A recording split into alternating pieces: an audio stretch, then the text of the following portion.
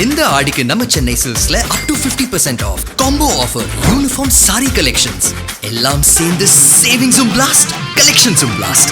நம்ம தி சென்னை சில்க்ஸ். தமிழ்நாட்டுல எல்லாமே சேஞ்ச் ஆயிடுச்சு. உங்க நகையையும் சேஞ்ச் பண்ணுங்க. உங்க பழைய நகைக்கு கிராமுக்கு 150 ரூபாய் கூடுதலா வாங்கி புது நகை எடுத்துக்கோங்க. அதே கம்மி சேதாரம் தான் உங்க லலிதால மட்டும்தான். மாண்பு வேளாண் துறை அமைச்சர் அவர்கள்.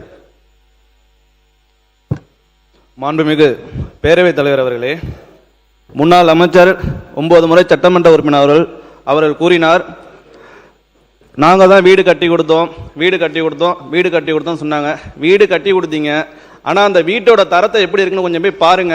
ஒவ்வொரு வீட்லேயும் பார்த்தீங்கன்னா அங்கங்கே உடஞ்சி தொங்குது, கம்பி தெரியுது.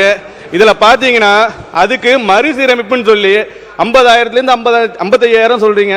ஆனால் பார்த்தீங்கன்னா 2 கிலோ சிமெண்ட்டை பூசி விட்டு ஒரு வெள்ளை சின்னாம்பு அடிச்சுட்டு மறுசீரமைப்புன்னு பண்ணியிருக்காங்க. இதை கொஞ்சம் ஆய்வு செஞ்சீங்க.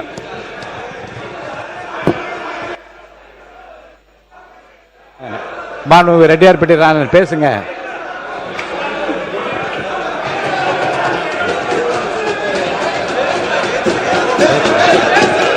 வாரிக்கரையிலே மண்டபம் ஒன்றை வளர்ந்து நாரியர்கள் கூடி நாடங்க பாசமிட்டு ஒரு குடைக்குள் ஆழ்வாய் உன்காலம் என் மகனே ஐயா வைகலத்திரத்தினுடைய ஒருத்தர் மட்டும் வரிகளை இந்த நாட்டிற்கு சொல்லி.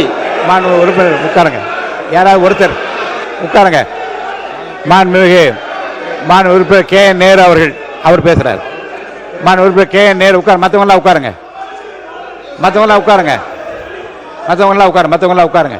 மாண்பு பேரவைத் தலைவர் அவர்களே, மற்றவங்களாம் உட்காருங்க. மாண்பு பேரவைத் தலைவர் அவர்களே, மாண்புமிகு வேளாண் துறை அமைச்சர் சொன்னார், கடந்த காலத்தில் கட்டப்பட்ட வீடுகள் எல்லாம் பழுதுபட்டு இருக்கிறது, அது உங்களால் சரியாக பழுதுவாக்கவில்லை என்றெல்லாம் சொன்னார்கள். உங்களுக்கு தெரியும், 1986ஆம் ஆண்டிலிருந்து இந்திரா காந்தி அவர்களுடைய காலத்திலிருந்து அந்த வீடு 13,000 ரூபாயில் ஆரம்பிக்கப்பட்டது. அப்போல்லாம் நாங்கள் சேர்மன், அவரும் சேர்மன், அவர் அந்த ஊர் சேர்மன், நான் புள்ளம்பாடி சேர்மன். 13,000 ஆரம்பிக்கப்பட்டு 3 லட்சம் ரூபாய் வரை நேரடியாக அரசாங்கமும் கான்ட்ராக்டுக்காரங்களும் கட்டுறதில்லை. அது இந்த பயனாளி பெருமக்களே கட்டுவது. அதுதானே தவிர பயனாளிகள் ஒவ்வொருவர் கூடுதலாக காசு பணத்தை போட்டு கட்டுகிறார்கள். ஒருவருடைய பணம் இல்லை என்று சொன்னால் இருக்கிறதை வைத்து கட்டுகிறார்கள். அதற்கு தான் பிறகு தலைவர் தளபதி இருக்கும்போது சரி, கலைஞர் இருக்கும்போது சரி, ஏற்கனவே கட்டப்பட்ட சமத்துவபுர வீடுகள் எல்லாம் பழுது பார்ப்பதற்கென்று அதற்கென்று தனியாக நிதி ஒதுக்கி அரசு சார்பாக நிதி ஒதுக்கப்பட்டது. எனவே நீங்கள் கூட இப்போது 70,000 வீடுகள் 5 லட்சம் ரூபாய் செலவில் இந்த அரசு வழங்கி இருக்கிறது. இதை இன்னைக்கு ஏற்கனவே நம்முடைய அமைச்சர் அவர்கள் நேரடியாக சென்று பார்த்தார்கள். எல்லாம் பேஸ்மெண்ட் அளவில் இருக்கிறது என்றெல்லாம் சொல்லியிருக்கிறார்கள். அது பயனாளிகள் பெருமக்கள் அவர்களுடைய சௌகரியத்தை கட்டி கொண்டு வருகிறார்கள்.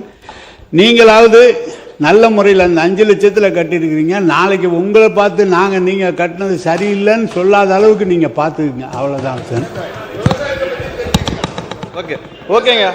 ஓகே நாங்கள் தெரிஞ்சுக்கிறோம். நாங்கள் தெரிஞ்சுக்கிறோம்.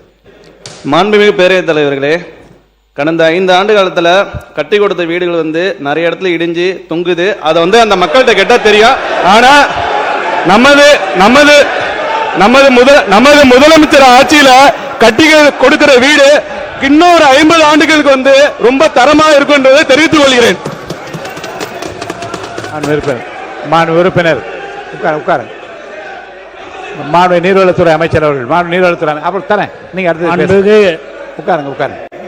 மூத்த உறுப்பினர் சொன்னாரு, நீங்களாவது ஒழுங்கா கட்டுங்க, நாங்க குறை சொல்லக்கூடாது அப்படின்னாரு. நாங்க எது செஞ்சாலும் சரியாதான் நாங்க செய்வோம். நீங்க ஐயோலாம் நீங்க நல்லா தெரிஞ்சுங்க.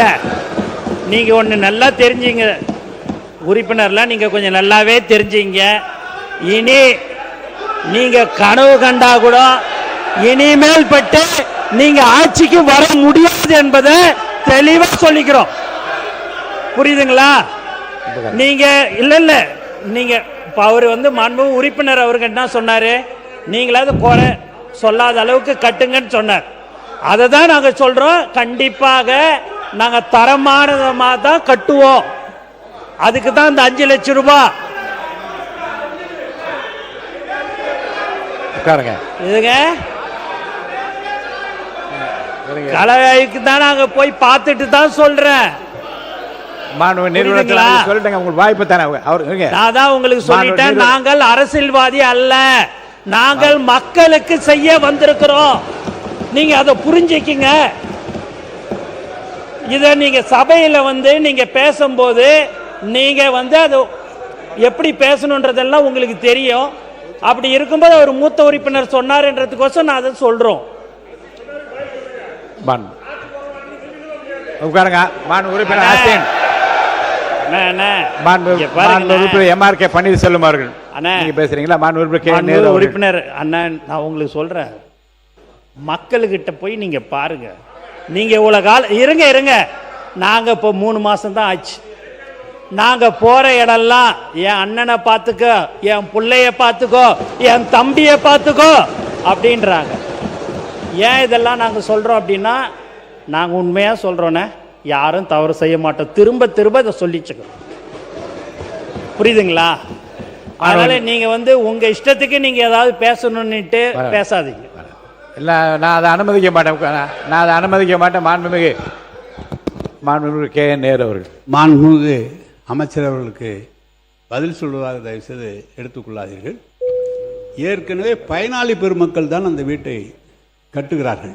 கான்ட்ராக்ட்காரர்களோ அல்லது நாங்களோ அரசு அதிகாரிகள் மேற்பார்வையிடுவது மட்டும்தான் அரசு அதிகாரிகள். அமைச்சர்களும் சென்று நீங்கள் எப்படி பார்த்து விட்டு வருகிறீர்களோ அதே மாதிரி தான் அமைச்சர்கள் பார்த்து விட்டு வருகிறார்கள். எனவே தான் நான் சொன்னது, எங்களுடைய காலத்தில் அது சரியாக இருந்தது. 1 லட்சம் வீடுகள் கட்டி அதை திறந்து வைத்து ஊரகத்துறை அமைச்சர் அவர்களும் முதலமைச்சரும் சென்று போகும்போது நானும் போயிருந்தேன். அனைத்து வீடுகளுமே இன்றைக்கு எல்லா இடத்துலையும் ஒரு அதிமுக காலத்தில் கட்டப்பட்ட வீடுகள், ஜெயலலிதா அவர்களுடைய முதலமைச்சர் ஜெயலலிதாவுடைய படம் இருக்கிறது. எங்களுடைய காலத்தில் கட்டப்பட்ட வீடுகளுக்கு கலைஞருடைய படம் போட்டு அங்கே வீடு கலைஞர் திட்டம் என்று வீடுகள் போட்டு எங்கு சென்றாலும் கிராமத்தில் செல்லும் போது அந்த வீடுகள்லாம் நன்றாக தான் இருக்கிறது. மாண்பு அமைச்சர் ஏதோ பார்த்து சொல்லியிருக்கிறீர்கள். எனவே எங்கள் காலத்தில் கட்டப்பட்ட வீடுகள், அதுவும் அமைச்சர் அவர்கள் அந்த துறையிலே பாண்டித்யம் பெற்றவர், நன்றாக பார்த்து செய்திருக்கிறார்கள். எனவே நீங்கள் சொல்வதை போல் அவர் நம்முடைய வேளாண் துறை அமைச்சர் சொல்கிறார் ஆங்காங்கு தொங்குகிறது என்று. இயற்கையாகவே பொதுவாக 10 வருஷம் 15 வருஷம் சொந்த வீடு கட்டுகிற போதே சில சங்கடங்கள் வருகிறது, ஆங்காங்கு இடிந்தெல்லாம் போகிறது. அதுபோல் இருக்குமே தவிர நீங்கள் எல்லாமே தவறு எல்லாம் நடந்து விடுவதில்லை என்பதை நான் தெரிவித்துக் கொள்கிறேன். இதில் நான் நிறைய சொல்ல முடியும். மாண்புமிகு பேரவைத் தலைவர் அவர்களே, மாண்புமிகு நீர்ப்பாசனத்துறை அமைச்சர் அவர்கள் நாங்கள் அரசியல்வாதி அல்ல என்ற கருத்தை மீண்டும் மீண்டும் பதிவு செய்கிறார். அது ஒளிபரப்பில் போய் கொண்டிருக்கிறது. ஆனால் தமிழக வெற்றி கழகம் என்ற அரசியல் இயக்கம் அரசியல் கட்சியாக தான் தேர்தல் ஆணையத்தில் பதிவு செய்யப்பட்டு தேர்தல் களத்தில் நின்று வெற்றி பெற்று நீங்கள் ஆட்சிக்கு வந்திருக்கிறீர்கள் என்ற செய்தியும், நீங்கள் எந்த மக்களை நம்பி எங்களை பார்த்துக் கொள்ளுங்கள் என்று சொல்லுகிறீர்கள், அதே மக்கள் தங்களை இப்படி சொல்லுகிறார்கள் என்ற புரிதலும் அடைவார்கள் என்பதை தெரிவித்துக் கொள்கிறேன். மற்றொன்று வேளாண் துறை அமைச்சர் ஓராண்டுக்குள் கட்டப்பட்ட வீடுகள் என்று சொன்னார். அது முற்றிலும் தவறு. 15 ஆண்டுகள் 20 ஆண்டுகள் முன்பு கட்டப்பட்ட வீடுகள், ஒருவேளை அப்படி இருந்தால் அதையும் பழுதுபார்ப்பதற்கு நிதி தந்த ஆட்சி தான் திராவிட முன்னேற்ற கழக ஆட்சியை தவிர ஓராண்டுக்குள் அது போன்ற வீடுகள் தமிழகத்தில் இல்லை என்பதை பதிவு செய்யும். நீதித்துறை அமைச்சர் அவர்கள்.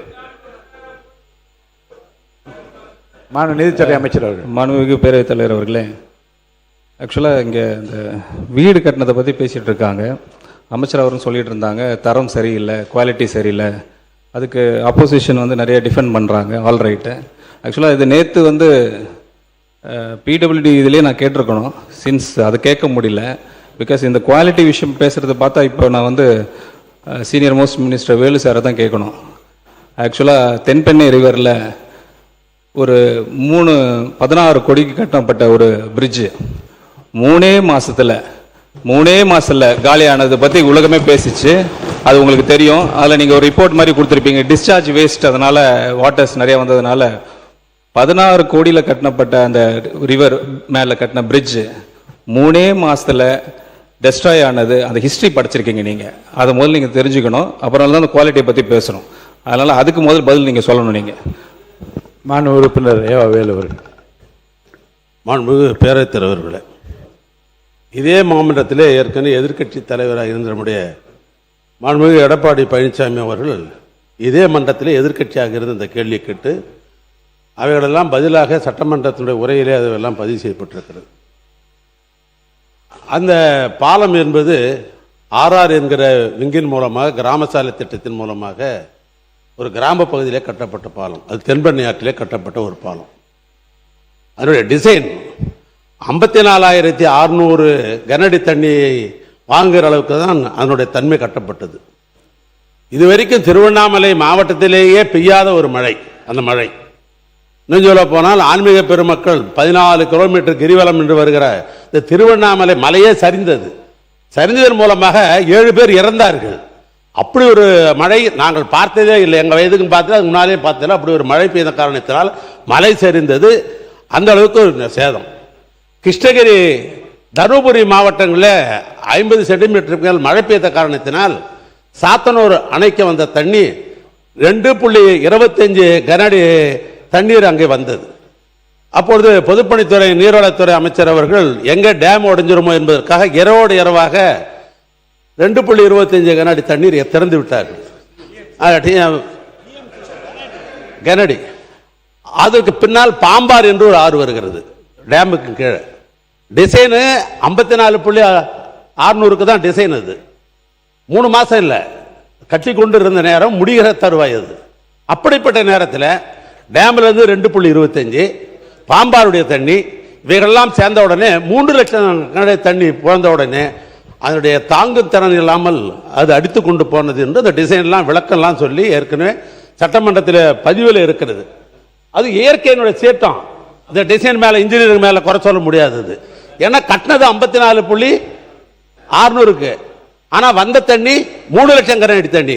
அப்படி என்கிற பொழுது அதை தாங்காமல் அந்த பாலம் போனது என்பது இதே சட்டமன்றத்தில் ஏற்கனவே பதிவு செய்யப்பட்டிருக்கிறது. அதுதான் உண்மை நிலை. அதுக்குன்னு ஒரு குழு போடப்பட்டு அவர்களெல்லாம் கூட ரிப்போர்ட் கொடுத்தாங்க.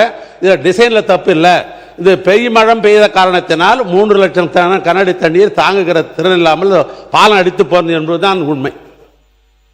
மாண்பு பொதுப்பணித்துறை அமைச்சர் அவர்கள். மாண்புமிகு பேரவைத் தலைவர்களே, இப்போதான் முதலமைச்சர் சொன்னார், நேற்றிலிருந்து ஒரு விவாதம் வந்து அந்தந்த மானிய துறை கோரிக்கை வரும்பொழுது நம்மளுடைய பேச்சுகள் விவாதங்கள் வந்து அந்த துறையை தாண்டி நிறைய விவாதம் பொழுது சாயங்காலம் 5 மணி 5:30 மணி வரைக்கும் நம்மளுடைய விவாதம் கண்டினியூ ஆகுது. நம்மளுடைய உறுப்பினர்கள் இன்னைக்கு இருக்கக்கூடிய மானிய கோரிக்கை விவாதத்தை நோக்கி மட்டுமே நம்ம பேசினா நல்லா இருக்கும்னு நினைக்கிறோம். மாண்புமிகு மூத்த உறுப்பினர் சொன்னார், அவர் கட்டின அந்த பாலம் நம்மளுடைய நிதியமைச்சர் சொன்னார் அதில் என்ன சிக்கல்கள் பிரச்சனைகள்னு. நான் நேற்றே அதை சொல்லிட்டேன். இந்த அவையில் வந்து ஆதாரத்துடன் இருந்தால் தான் சமைக்கணும்னு 5 வருஷமா கிட்டத்தட்ட ஒரு 1 லட்சம் கோடி ரூபாய்க்கு நெடுஞ்சாலைத்துறையும் பொதுப்பணித்துறையும் சேர்ந்து ஒரு பட்ஜெட்டை அவர் தாக்கல் செய்து பணிகள் செய்திருக்காரு.